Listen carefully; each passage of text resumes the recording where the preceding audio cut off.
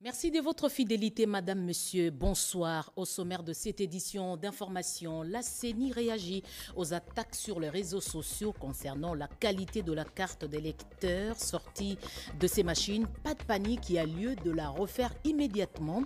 Nous avons joint au téléphone Jean-Baptiste Itipo, directeur de la communication de la CENI. Il annonce le déploiement des équipes en renfort des techniciens dans les centres à problème. Martin Fayoulou Didi bat le record de l'enrôlement rapide. Il s'est fait enrôler en 22 minutes à l'Institut de la Gombe à Kinshasa. L'opposant politique appelle à l'enrôlement massif des Congolais en âge de voter. Comme lui, Fridolin Cardinal Ambongo l'a fait aussi. L'archevêque métropolitain applaudit des deux mains le moral des agents qu'il qualifie de dévoués et d'élégants. Les réactions à la déclaration commune Fayoulou Matata Mukwege pour les forces politiques et sociales alliées de l'UDPS, le prix Nobel ne devait pas s'aligner derrière les deux acteurs politiques, selon Fumutoto, chargé de communication de la FPAU. Le réparateur des femmes devait préserver sa position neutre. Vous allez l'entendre dans cette édition d'information. Voilà tout pour le sommaire. Madame, Monsieur, bonsoir et bienvenue. Lorsque le kit n'est pas bien ajusté, c'est normal d'imprimer des cartes de mauvaise qualité. Réaction de Jean-Baptiste Itipo, directeur de la communication à la CENI, qui appelle les techniciens à ne pas paniquer pour bien prendre en charge le requérant. Nous l'avons joint au téléphone. La CENI a déployé sur le terrain une équipe de techniciens pour prendre en charge les différents problèmes techniques, les différents aléas techniques, en vue d'améliorer les services à rendre pour l'identification et l'enrôlement des acteurs. Ces équipes ont été déjà déployées sur le terrain. Il y a notamment les équipes des informaticiens qui prennent en charge par commune un certain nombre de centres d'inscription dont les problèmes ont été... Et ces équipes sont déjà à pied d'œuvre depuis ce matin. Quelques plaintes enregistrées dans quelques centres, on remet en cause la qualité de la carte qui est délivrée. Apparemment, ça renvoie l'image d'une copie. C'est pas une carte clairement identifiée. Et par moment, on sait voir les photos qui ne sont pas placées à leur endroit, un peu excentrées. Qu'est-ce qui se passe? Oui, là c'est un problème qui relève beaucoup plus des opérateurs de saisie qui doivent bien ajuster, n'est-ce pas, bien ajuster les kits de manière à bien prendre la photo du requérant. Donc lorsque le kit n'est pas bien ajusté, le kit lui-même indique que c'est au nord, c'est au sud ou c'est la bouche qui est ouverte. Le kit indique que les opérateurs de saisie doivent veiller à cela, faire beaucoup d'attention jusqu'à attendre à ce que le kit lui dise, dit pas capturer, qu'il le fasse. C'est ce qui pose problème. J'ai vu une carte qui circule dans les réseaux sociaux où la carte n'est pas à l'endroit indiqué. Ça, c'est vraiment une question qui relève de la compétence de l'opérateur de saisie qui ne maîtrise pas encore le kit. Mais est-ce qu'une carte comme celle-là est-elle valide ou on peut la refaire? Non, on doit la refaire automatiquement. On doit la refaire. Le problème, c'est que les requérants, ceux qui cherchent la petite bête, mettent cela directement dans les réseaux sociaux. Mais normalement, il devait juste retourner la carte et on reprend pour lui une nouvelle carte. Martin Fayoulou va voter en 2023. Il l'a prouvé. Il a obtenu sa carte aujourd'hui à la Gombe en un temps record, 22 minutes seulement. Dans un autre centre d'enrôlement, Fridolin Cardinal Ambongo s'est fait enrôler aussi. Je crois aux élections. Je crois que les bonnes élections peuvent changer le devenir du peuple congolais, a-t-il lâché. Junior Yangumba, reportage. Congolais, l'archevêque de Kinshasa, le cardinal Fridolin Ambongo, a eu sa carte d'électeur mardi 27 décembre. Il a été enrôlé au centre d'inscription du collège Saint-Raphaël de Kinshasa. Ce dernier invite également les Congolais à s'enrôler massivement. J'ai été très bien reçu par le personnel commué au service. Très gentils, ils sont dévoués, ils sont de bonne volonté, ils font très bien leur travail. Et le service a été fait comme il se doit. Tous ceux qui ont l'âge et qui remplissent les conditions de se faire enrôler puissent venir nombreux. Plus on est nombreux, plus nous savons faire de bons choix. Le même mardi 27 décembre 2022 à Kinshasa, capitale de la République démocratique du Congo, le président de l'ECD, Martin Fayulu, a reçu également sa carte d'électeur. Le coordonnateur de l'AMUCA s'est fait enrôler à l'Institut de la Gombe. Rappelons que, en République démocratique du Congo, l'élection présidentielle est fixée au 20 décembre 2023, selon les calendriers dévoilés officiellement le samedi 26 novembre par Denis Kadima, président de la Commission électorale nationale indépendante. La CENI précise que cette élection sera couplée aux législatives, ainsi qu'aux élections des députés provinciaux et des conseillers communaux. Les femmes de la Ligue au sein de l'UDPS Tshisekedi ont été sensibilisées sur l'importance du processus électoral. Fidèle à sa parole, le premier vice-président du Sénat, Eddy Mundela Kankou, a remis ce mardi 27 décembre 2022 la nouvelle tranche promise aux membres de la Ligue des femmes de l'UDPS Tshisekedi. C'était au cours de la rencontre avec ces femmes à Béatrice Hôtel. Eddy Mundela Kankou a, à cette occasion, fait savoir que ce geste qu'il pose est motivé par son souci de voir les femmes de son parti devenir autonomes en appuyant financièrement le projet des femmes de l'Union pour la démocratie et le progrès social. Il en a profité pour demander aux autres cadres et délégués dans les institutions de suivre l'exemple. L'objectif est d'accompagner le secrétaire général Augustin Kabouya Chilumba dans sa noble mission de s'occuper des combattantes et combattants du parti présidentiel. Mon souhait, c'est de pouvoir rendre les mamans du parti autonomes et faire rayonner le parti Nabiso. Moi, et bon, on a si ma parti, batala s'occuper bango pe ba kosala yango et osala bien makasi et vous permettre le PCG après moi tranquille ayebi que ba lieutenant ou baza de gauche et droite bazo sala baza na souci que parti et que ne paye bosso. Son vœu les plus ardents est de voir ce projet entamé par les femmes aller de l'avant, car le parti politique est aussi vecteur du développement d'une nation. Ces gestes de bienfaisance n'a pas laissé indifférentes les femmes de l'UDPS qui l'ont salué à juste titre. Ce n'est pas donné à tout le monde. Vous voyez, il faut d'abord avoir l'amour d'aimer et de partager. Si on n'a pas ce sens-là, c'est un peu difficile. Or, lui, il en a. Eddy Mundela Kankou a martelé sur le fait que 2023 est une année électorale. À cet effet, il a invité les femmes à s'enrôler massivement pour seulement donner un second mandat au chef de l'État Félix-Antoine Tshisekedi Tshilombo, mais aussi avoir plusieurs députés de l'UDPS issus de la Ligue. Denis Mukwege devrait se garder de prendre position commune avec Matata Pognon et Fayulu. C'est ce que pensent les forces sociales et politiques alliées à l'UDPS. Fumutoto a réagi à la déclaration signée par les trois précités. Mukwege s'aligne avec les hommes qui peuvent essayer de ternir l'image de sa personnalité technique. C'est une mauvaise sortie médiatique de ce trio politicien. Ils veulent falsifier l'histoire et nier toutes les réalisations du chef de l'État en ce qui concerne la promotion de l'État de droit et la promotion de la lutte contre l'insécurité à l'est du pays. Ils veulent aujourd'hui monter un coup d'État institutionnel, ça veut dire annuler tous les actes posés par l'Assemblée nationale et toutes les institutions qui ont qualité de le faire en ce qui concerne finalement la fiche complète des animateurs de la Commission nationale électorale indépendante, la CENI en sigle. Ils veulent également nier, falsifier, fouler aux pieds tous les actes d'autorité posés conformément aux lois de la République pour la fiche complète des membres de la Cour constitutionnelle.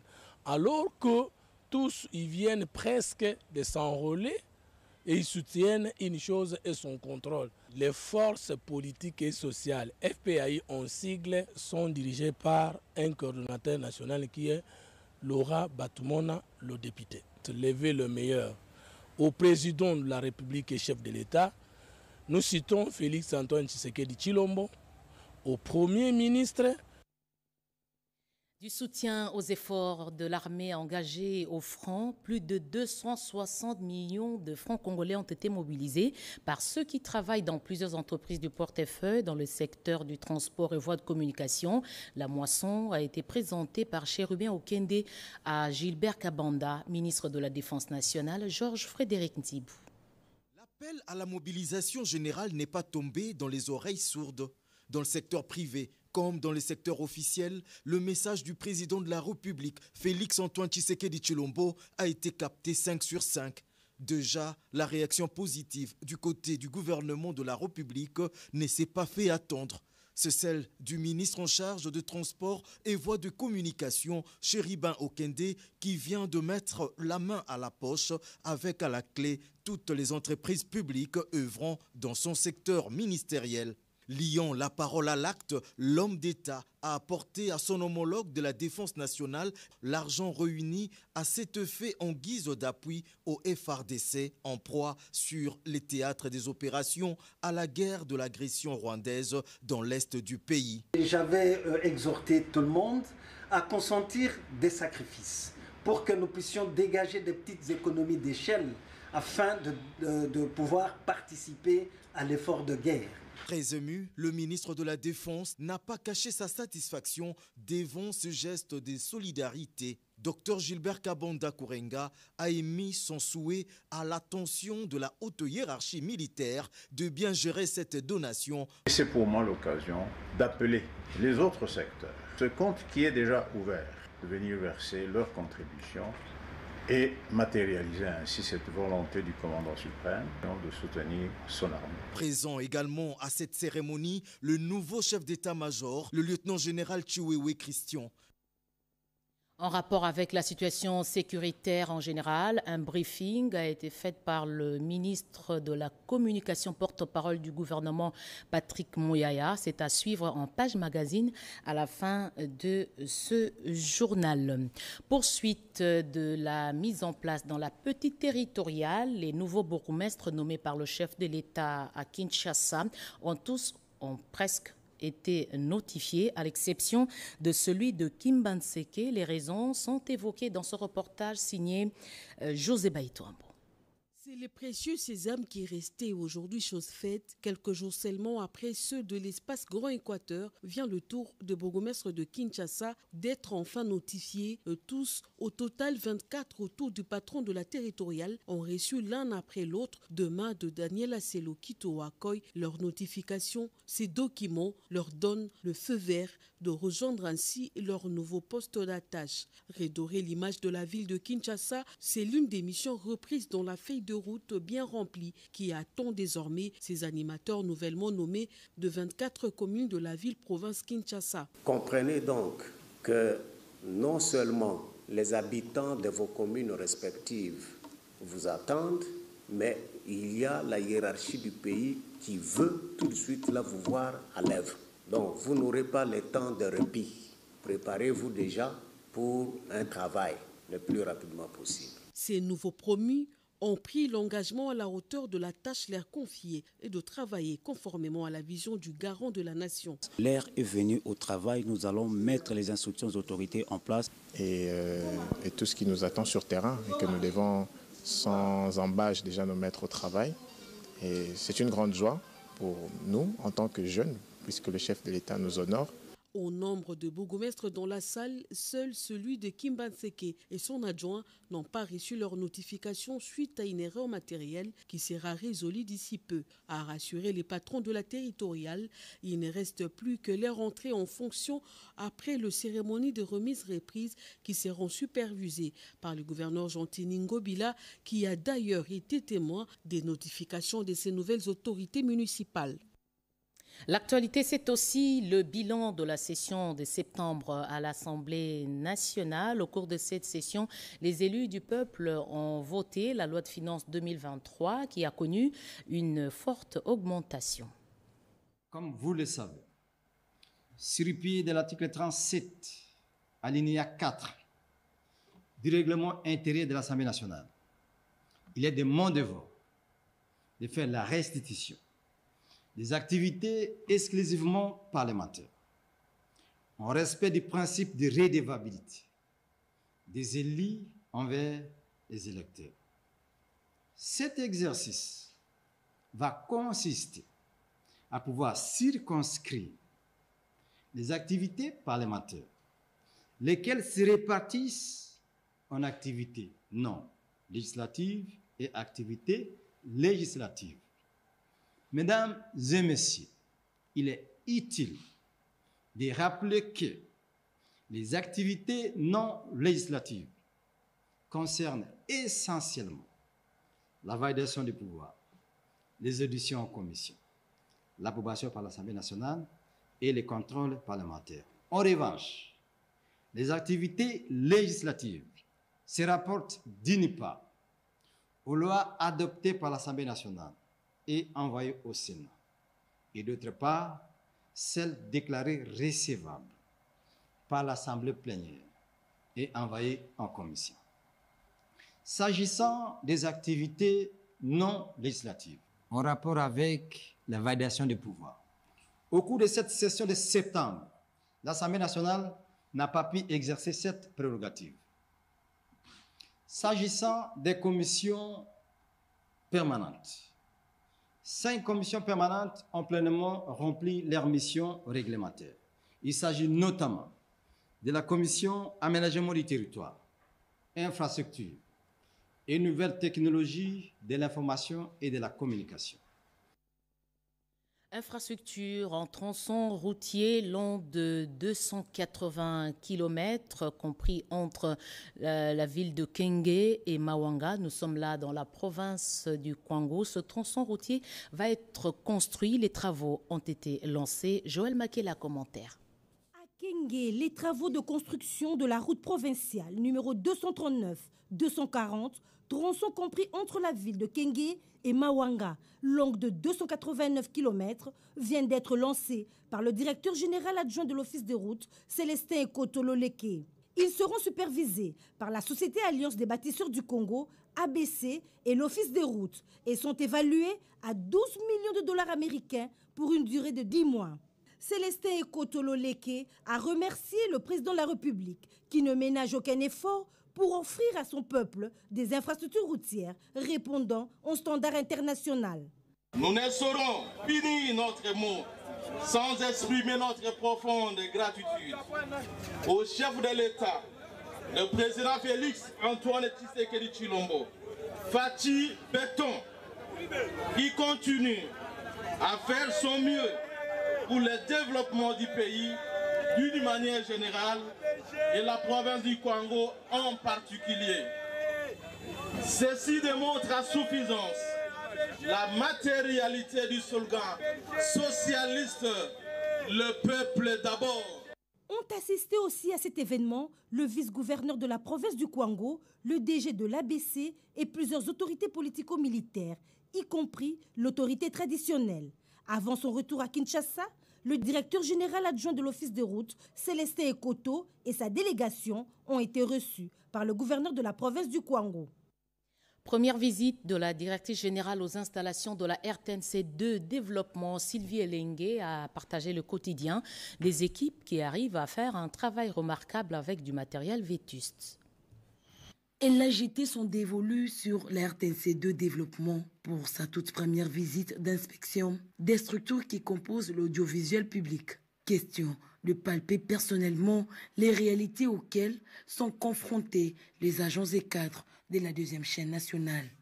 Madame Sylvie Elengue Nyembo, directeur général de la radio-télévision nationale congolaise, a visité divers services dans différentes directions, notamment le service de la direction du personnel, la direction des informations télévisées, où elle est passée au sein de la salle de rédaction, le service du patrimoine et ses dépendants, le studio de production, le service technique, où elle a pu s'imprégner des difficultés auxquelles les techniciens sont confrontés dans l'exécution de leurs tâches. Ce sont de très bonnes impressions parce que l'on voit bien que malgré les difficultés techniques que nous rencontrons avec le matériel qui est vétuste, vous arrivez à faire du très très bon travail. La preuve, c'est que cette chaîne n'a jamais fermé. malgré ce que nous avons vu et tous les soucis que vous venez de partager. Donc ça, c'est vraiment un coup de chapeau pour tous qui font ce travail de maintenance et qui permettent à ce que les téléspectateurs puissent avoir leurs émissions quotidiennes comme cela est prévu. Et c'est pour moi ici l'occasion de vous féliciter de tout ce travail qui est fait et de vous promettre, dans la mesure de nos moyens, de pouvoir vous soutenir. Cette tournée de Sylvie Niembo a été bouclée à la coordination pour un entretien à huis clos avec le directeur coordonnateur par intérim, Poncien Tchessungu. Nous avons le sentiment de satisfaction avec cette visite de Madame la directrice générale de la RTNC, surtout qu'elle intervient 24 heures après les festivités marquant la naissance de notre Seigneur Jésus-Christ. Cette première visite de Sylvie Niembo à l'RTNC2 s'est déroulée sous de bonnes augures. Qu'en est-il des recommandations des récents états généraux de la presse et de la communication? À Kinshasa, un atelier sur l'état des lieux de la réforme du statut juridique des médias et communications s'est tenu pour faire une évaluation. Raymond Marilelo. Ces assises en rapport avec l'état des lieux du doyen de la Fédération des radios de proximité du Congo constituent un kairos, moment favorable au fin de passer au peigne fin une série d'actions menées pendant les 3 dernières années, car les dites actions sont appelées à consolider davantage les recommandations des états généraux de la presse et de la communication tenus en février dernier, dixit le secrétaire permanent de la Fédération des radios de proximité du Congo, Jean-Claude Lumisa Misamou. Les échanges de haute portée scientifique ont édifié les membres de cette structure médiatique. Eu égard à ses contributions riches, Jean-Claude Lumisa Misamou a évoqué les recommandations des états généraux de la presse et de la communication. Ils ont formulé le vœu de voir une espèce de lobbying assuré auprès du ministère et auprès du Parlement afin que les choses avancent alors très vite. Les participants ont aussi formulé le désir de comprendre que le moratoire qui avait été soumis au ministère des tutelles ne valait pas d'être poursuivi, parce que tout est pris en charge par le chapitre 3 justement de cette loi, et espère qu'avec la publication, beaucoup de choses, beaucoup de réalités de ces radios vont être tout de suite réglées. Last but not least, le dernier mais non le moindre, les radios de proximité ne ménagent aucun effort pour informer, former et éduquer leurs auditeurs sur toute l'étendue de la République démocratique du Congo. La RDC prend la tête de l'OADA. Rose Mutombo Kiese, ministre de la Justice, a été investie comme présidente du Conseil des ministres de cette organisation de 17 pays membres qui existe depuis 30 ans. En image, la cérémonie de prise de fonction, Joseph Oscar Mbalkaïj. Au terme de la 53e réunion du Conseil des ministres, le président de la République démocratique du Congo, Félix Antoine Tshisekedi Tshilombo, a été désigné président en exercice de l'OADA. Et la ministre d'État, ministre de la Justice, Rose Mutombo, devient, elle, présidente du Conseil des ministres de cette grande organisation régionale qui regroupe 17 pays, dont la RDC. À cette occasion, le président sortant, Icta Abdoulaye Mohamed, a remis les symboles du pouvoir à Rose Mutombo Kiese. Les mandats de la RDC coïncident ainsi avec les 30 ans d'existence de l'OADA. Pour le président sortant et ministre de la Justice du Niger, la situation administrative et financière de l'OADA continue de nourrir des controverses et devient le serpent de nerfs qui empoisonne la sérénité indispensable à son bon fonctionnement. La question devient donc une préoccupation majeure pour la viabilité et la crédibilité de cette organisation. Ainsi, l'OADA est appelée à l'avenir à approfondir la réflexion sur la conception de sa gouvernance, a-t-il conclu. De son côté, la présidente entrante du Conseil des ministres de l'OADA, Rose Mutombo Kiese, a remercié son prédécesseur pour l'honneur et la confiance placée en elle afin de présider à cette organisation. Lors de la prochaine session de notre organisation à Kinshasa, décliner ce qui sera notre programme d'action pour le plus grand bien de notre organisation. La prochaine session de l'OADA est prévue à Kinshasa en octobre 2023. Le personnel du ministère des Finances et celui des autres institutions financières ont été capacités en matière de comptabilité, une formation assurée par le Conseil permanent de la comptabilité et Jeuni Dada Chabani.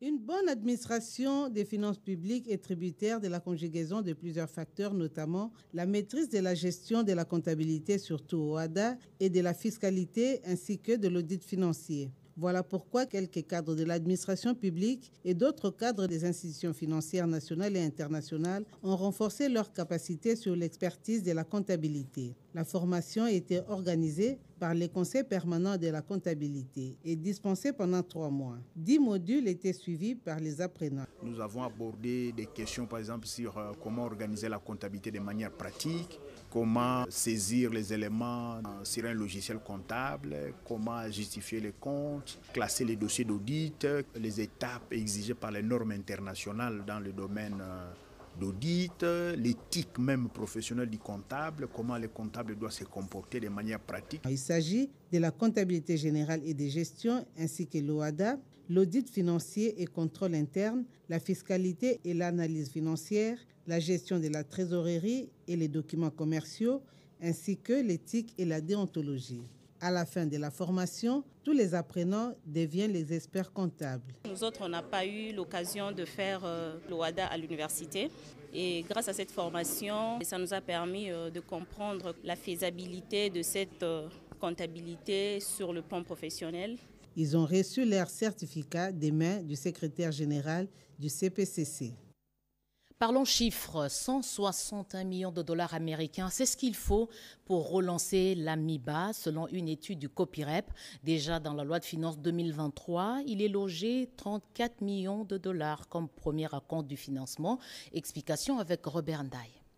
Les années 97, la société minière de Bakwanga patauge suite au vieillissement de son outil de production devenu obsolète. Aujourd'hui, avec l'implication personnelle du président de la République, Félix-Antoine Tshisekedi Tshilombo, l'AMIBA est en phase de relance. Sa dette est évaluée entre 450 à 500 millions de dollars américains.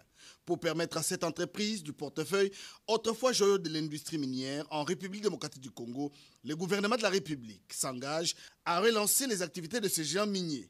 Le comité de pilotage et réforme des entreprises publiques a estimé à 150 millions de dollars le budget. De cette somme, une enveloppe de 161 millions de dollars américains est prévue dans la loi des finances de l'exercice 2023. Cette instruction du président de la République, Félix-Antoine Tshisekedi Tshilombo, a été annoncée par le Premier ministre Sama Lukonde lors de son dernière visite à Mbuji-Mayi. Invite par ailleurs le comité Paulin Lukusa à matérialiser ce projet. Des efforts que mène l'administrateur directeur général de l'AMIBA, Paulin Lukusa Moudiaï, pour maintenir la paix sociale sont salués par tous. En attendant le paiement de sa créance et l'octroi de 5 millions de dollars américains, le comité Paulin Lukusa multiplie les efforts pour répondre à la vision du président de la République qui tient à tout prix à voir ce fleuron de l'économie congolaise reprendre sa place d'antan. Et l'AMIBA, comme vous le savez, c'est le poumon économique, le géant de la province, du Grand Kasaï, et qui a beaucoup contribué dans le passé à l'effort de guerre.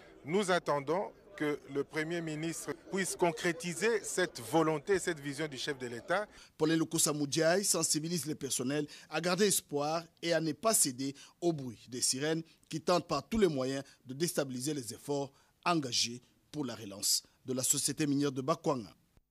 Politique, Modeste Mutinga ne bouge pas. Il garde sa place au sein de l'union sacrée de la bouche de son directeur de cabinet Hubert Tetika. Ce membre du gouvernement Sama Lukonde estime que le contexte ne donne pas lieu à la trahison du pays.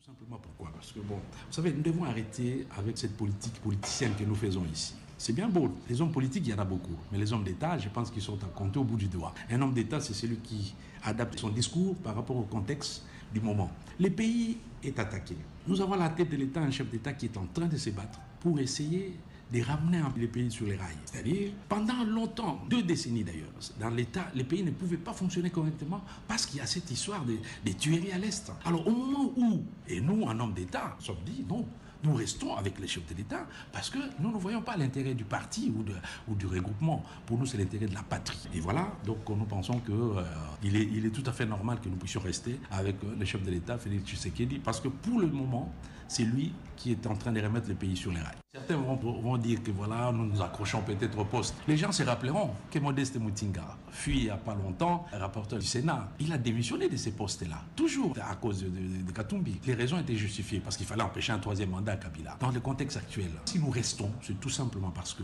nous voyons l'intérêt de la nation. Nous ne nous alignons pas derrière un homme, nous nous alignons derrière la patrie. Nous avions toujours été contre la pensée unique. C'est-à-dire quelqu'un est chez lui à la maison, il décide, il dit écoutez, je demande à mes hommes de quitter. Alors vous avez envoyé ces gens-là dans un gouvernement. Et vous ne voulez pas en être comptable. Et c'est à chaque fois comme ça. Comme ça s'est passé comme ça en 2015. C'est-à-dire, on fait partie de ceux qui dirigent l'État, mais quand on commence à approcher les élections, on fuit pour ne pas être comptable du bilan. Non, nous nous assumons, nous restons au gouvernement, parce que pour nous, et je le répète, et je ne le dirai jamais assez, la patrie avant tout. On termine par ce message de vœux de la GECAMIN avec Joseph Oscar Mbalkaïj. La générale des carrières et des mines, GECAMIN SA, son conseil d'administration, sa direction générale, ainsi que tout son personnel, vous souhaite une belle et heureuse année 2023, pleine d'énergie face aux enjeux de la République démocratique du Congo, notre pays. En effet, 2022 aura été marqué notamment par la restitution de la relique de notre héros national, Patrice Emery Lumumba, et par l'intensification de la guerre d'agression qui menace la sécurité et l'intégrité territoriale de notre pays, la République démocratique du Congo. Vous vous y êtes investi avec détermination et avez prouvé à la face du monde qu'unis autour des valeurs, le peuple congolais est capable de relever tous les défis qui se posent à lui. La GECAMIN SA vous rassure de son indéfectible soutien dans la lutte que vous menez pour rendre à notre nation sa véritable identité d'un pays souverain et lui renouveler la place qui est la sienne dans les concerts des nations. La GECAMIN SA et tout son personnel ne ménageront aucun effort pour s'approprier votre leadership et votre vision politique, économique et sociale et vous accompagner dans tout ce que vous entreprenez pour le bonheur du peuple congolais. Que le Très-Haut accorde sagesse et force à son Excellence, Monsieur le Président de la République, Félix Antoine Tshisekedi Tshilombo, et qu'il vous guide dans la prise de décisions éclairées, susceptibles de conduire notre pays à sa souveraineté totale. C'est signé pour la générale des carrières et des mines, Ntambwe Kabongo, directeur général, Kaputo Kaloubi Alphonse, président du conseil d'administration. À l'occasion des festivités de Noël et de Nouvel An 2023, le conseil d'administration, la direction générale et le personnel du fonds de promotion de l'industrie FPI ont l'insigne honneur de présenter leurs vœux de bonheur, de santé, de longévité et de prospérité à son Excellence Monsieur Félix Antoine Tshisekedi Tshilombo, président de la République, au chef de l'État et à sa famille biologique. Les mêmes vœux s'adressent aussi aux honorables présidents des deux chambres du Parlement, à son Excellence Monsieur le Premier ministre, au chef du gouvernement, au ministre de l'Industrie, aux membres des institutions politiques, aux partenaires du FPI, ainsi qu'à l'ensemble du peuple congolais. Le FPI, en tant que bras séculier de l'État, accompagne la vision du président de la République qui prône l'industrialisation de la République démocratique du Congo. Il s'inscrit dans la perspective d'un développement endogène axé sur une structuration judicieuse et sur une création efficiente des chaînes de valeur. Que le Très-Haut guide l'action du chef de l'État et tous ses efforts en vue de la restauration de la paix et de la sécurité sur toute l'étendue du pays. Bertin Modimo Tshisekedi, directeur général du FPI, Vicky Katumwa Mokalai, présidente du conseil d'administration, ont signé ce message de feu. Puisque vous êtes fidèles à nos programmes, gardez les yeux bien ouverts. Juste après cette édition d'information, vous aurez droit de suivre une communication spéciale du gouvernement sur la présence des espions rwandais en République démocratique du Congo. Restez avec nous, le programme continue. Bonne soirée.